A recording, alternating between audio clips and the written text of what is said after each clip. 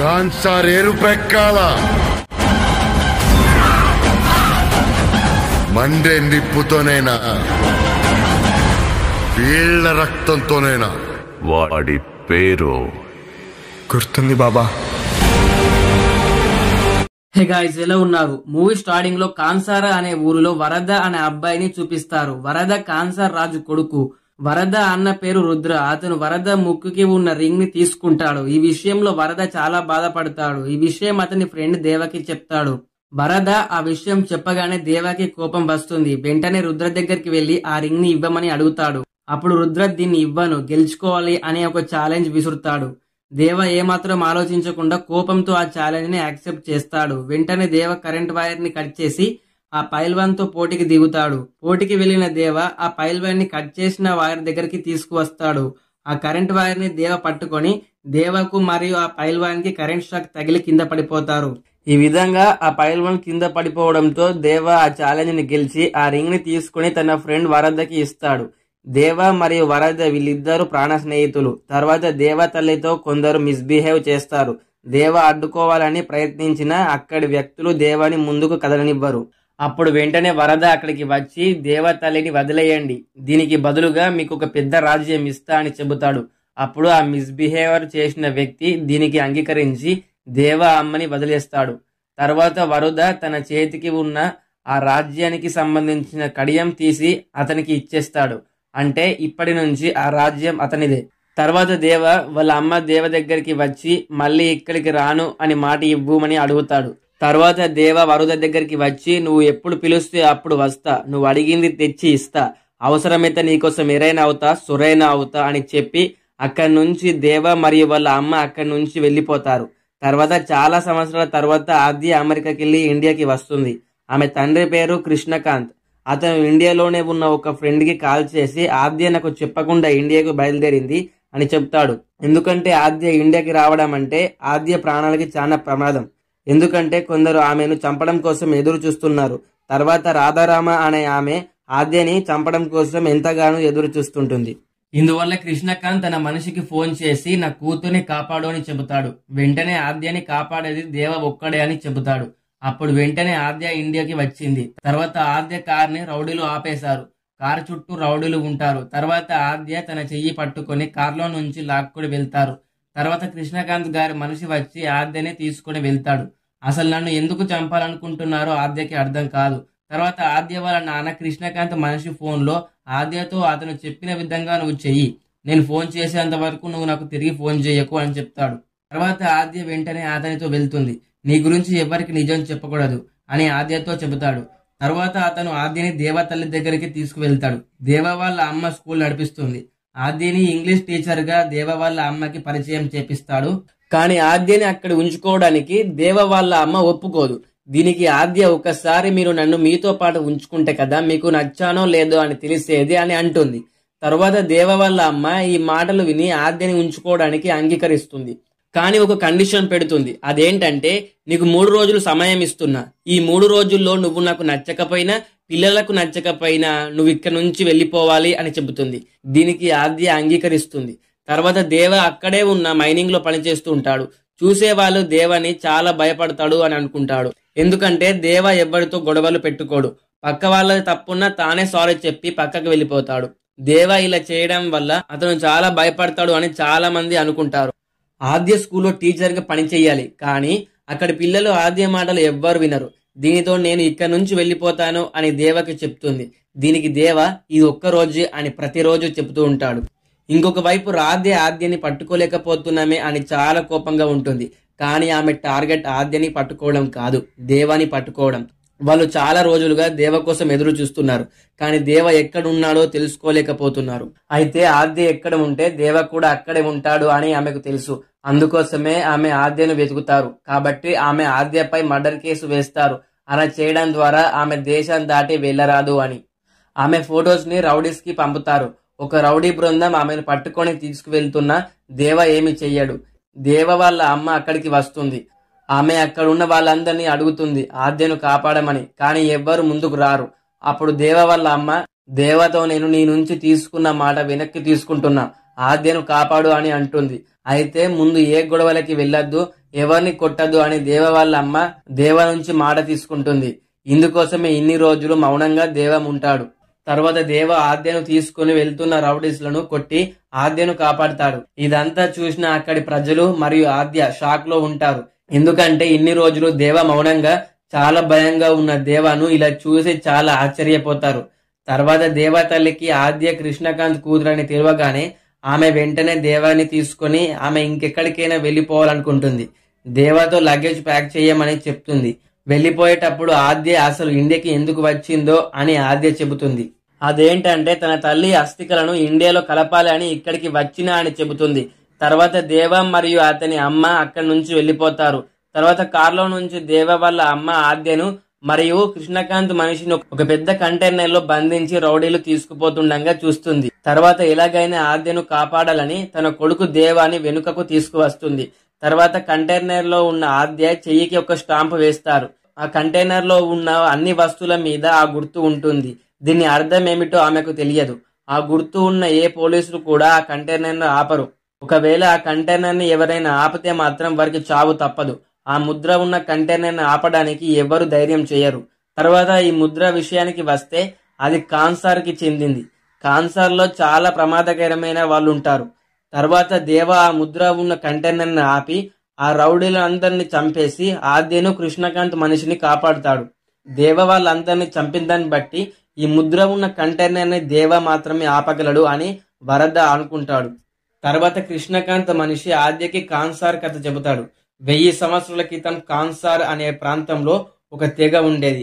అందులో 3 గ్రూపులు ఉండేవారు. వారు వేరువేరు ప్రాంతాల్లో దోచుకుని దారుణంగా అందరిని చంపేసేవాళ్ళు.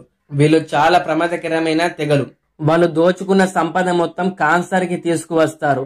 అలా కొన్ని రోజుల తర్వాత కాన్సార్ ని వాళ్ళు నివాసంగా మార్చుకుంటారు.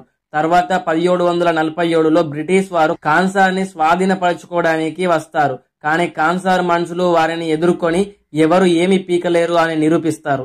తర్వాత ఇండియాకి ఒక సవాల్ ఎదురవుతుంది, కాన్సార్ ని ఏమి చెయ్యాలి అని. అప్పుడు కాన్సార్ లీడర్ ఢిల్లీకి వెళ్లి కాన్సార్ ఇండియాలో కలవదు, కానీ కాన్సార్ రూల్స్ ఇండియాలో నడుస్తాయని చెప్పి వెళ్లిపోతాడు. అప్పటి నుంచి ఇండియాలో జరిగే స్మగ్లింగ్స్, బిజినెస్ వీటన్నిటిలో కాన్సార్ వాళ్ళు ఇన్వాల్వ్ అయి ఉంటారు. ఎవరైతే వారికి వ్యతిరేకంగా ఉంటారో వాళ్ళని చంపేస్తారు. అందరికీ కాన్సార్ అంటే ఒక భయం వేస్తుంది. ఇది చూసి శివమన్నార్ ఒక పుస్తకం రాస్తాడు. దాని పేరు నిబంధన. అందులో కాన్సార్ కి సంబంధించిన నిబంధనలు ఉంటాయి. ఎవరు వాటిని బ్రేక్ చేయడానికి ఉండదు. తర్వాత కాన్సార్ అనే ప్లేస్ డివైడ్ చేసి చాలా మందిని రాజులుగా చేశారు. అందుకు గుర్తుగా వారి చేతికి కడియం ఉంటుంది. వాళ్ళ మీద ఇతని 2 కొడుకులు పెత్తనం చేస్తే శివమన్నార్ అందరికీ రాజుగా ఉంటాడు. కొన్ని రోజుల తర్వాత శివమన్నార్ చనిపోతాడు. తర్వాత రాజ్యాన్ని పాలించాల్సింది శౌర్యమన్నార్. అతను శివమన్నార్ తరువాత కాన్సార్ ని పాలించాల్సిన శౌర్య తెగవాడు. కానీ శివమన్నార్ చనిపోయిన తర్వాత శివమన్నార్ కొడుకు రాజ్మున్నార్ తన తండ్రి కుర్చీలో కూర్చోవాలని అనుకుంటాడు. ఇందుకోసం రాజ్మన్నార్ శౌర్యమన్నార్ కుటుంబంపై దాడి చేసి చంపేస్తాడు. తర్వాత కాన్సార్ రాజ్యానికి రాజ్మున్నార్ రాజు అయ్యి కాన్సార్ లోపలికి ఎవ్వరు రాకూడదని కాన్సార్ చుట్టూ పెద్ద పెద్ద గోడలు కట్టించాడు. చాలా బలమైన ఆర్మీని ఏర్పాటు చేశారు. చాలా సంవత్సరాల తర్వాత రాజ్మున్నార్ ముసలివాడు కావడంతో కాన్సార్ రాజ్యాన్ని తన కొడుకుకు అప్పగించాలని అనుకుంటాడు.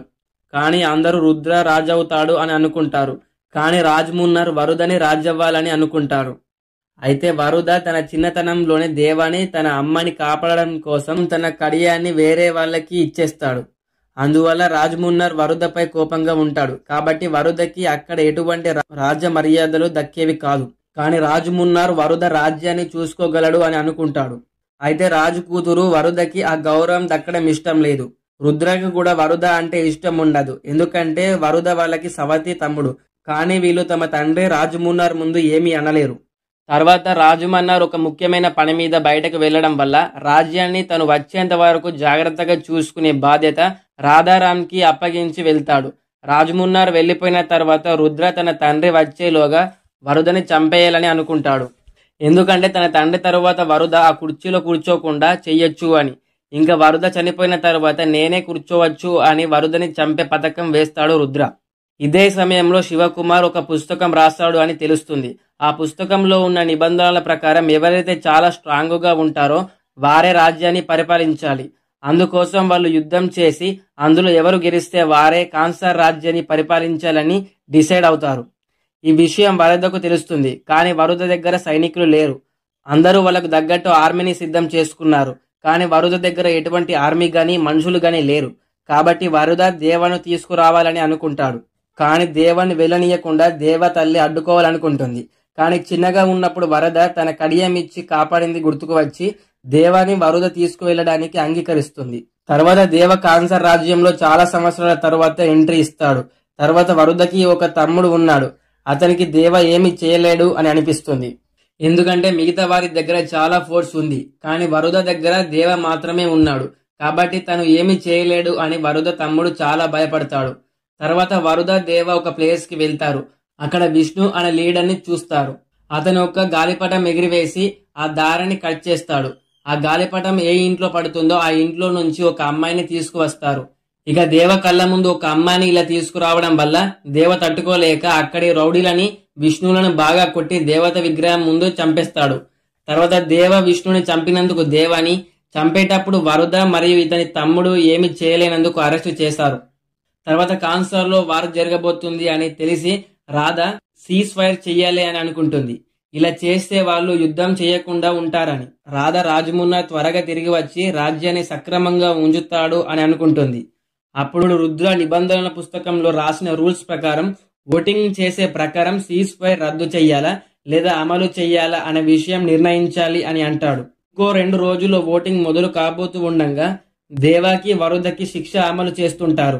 విష్ణు తండ్రి కోపంతో దేవ విష్ణుని చంపేటప్పుడు వరుద ఏమి చేయలేడు అని వరుదను చంపడానికి విష్ణు తండ్రి వెళ్ళగా దేవ అడ్డుకొని విష్ణుని చంపింది నేనే, కానీ వరుదని మాత్రం తాకద్దు అని బ్రతిమలాడుతాడు. అయినా విష్ణు తండ్రి ఒప్పుకోకపోవడంతో దేవ కోపంతో విష్ణు తండ్రి చెయ్యి మరియు తల నరికేస్తాడు. అది చూసి అక్కడ ఉన్న వాళ్ళందరూ షాక్ అవుతారు. తర్వాత సీజ్ ఫైర్ ఓటింగ్ వస్తుంది. రాధ చాలా టెన్షన్ లో ఉంటుంది. ఒకవేళ ఓటింగ్ రుద్ర అనుకున్నట్టు జరిగితే అందరూ కొట్టుకొని చనిపోతారు. ఓటింగ్ జరుగుతున్న చివరి సమయంలో రాజమున్నార్ వస్తాడు.